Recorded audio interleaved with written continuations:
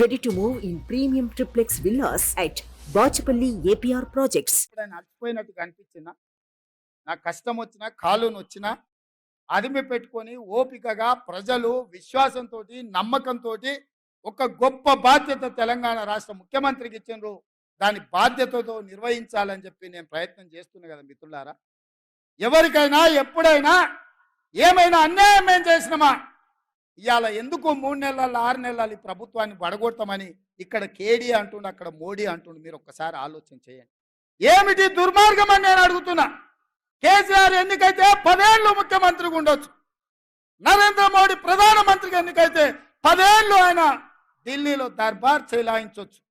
మరి ఇవాళ ఇందిరమ్మ రాజ్యం పేదోళ్ళ ప్రభుత్వం వస్తే 6 నెలలు కూడా ఉండనియారంట. ఇదెక్కడ న్యాయం, ఇదెక్కడ ధర్మం అని నేను అడుగుతున్నా.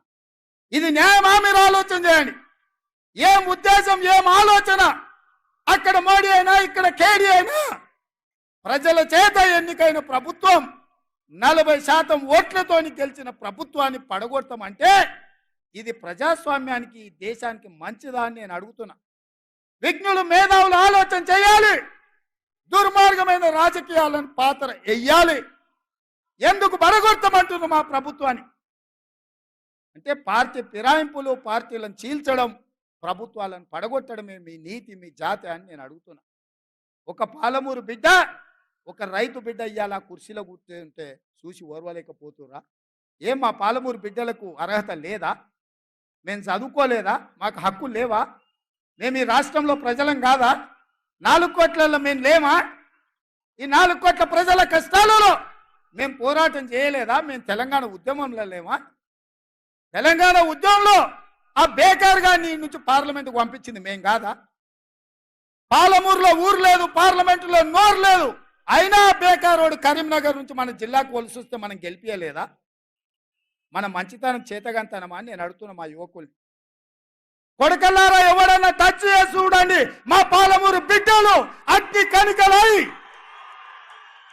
మానవ బాంబులై, నా కొడకల్లారా ఎవడన్నా మిగులుతే నేను చూస్తా అనుకుంటురేమో, తమాషా చేస్తురేమో. వానో వీనో సందులల్లా సకలగుల పెట్టి ఏదో చేద్దామని ఒక్కనొక్కని పండబెట్టి తొక్కి పేగులు తీసి మెడలేసుకొని ఊరేగుతాం బిడ్డ ఎవడని ప్రభుత్వం మీదకి వస్తే. ఇది ఆసామాసి అల్లాటప్పకు వచ్చిన వాళ్ళం కాదు బిడ్డ. నల్లమల అడవి నుంచి తొక్కుకుంటా ప్రగతి భవన్లో ఉన్న నిన్ను కంచెలు బద్దలు కొట్టి బజార్లకు ఇచ్చిన బిడ్డను బిడ్డ. ఇక్కడి నుంచి వచ్చినోని తట్ట పని, పార పని, మట్టు పని, ముంబాయి, దుబాయ్ వలసలు పోవడే కాదు బిడ్డ. నీలాంటి వాళ్ళని గోతి తీసి బొంద పెట్టేది కూడా మాకు తెలుసు. ఆయనలో నల్గొండలో మాటల సందర్భంలో మా ఉత్తమన్న, జానన్న, ఎంకన్నా ఉండే మా జిల్లాలో మొత్తం గెలుస్తామన్నారు.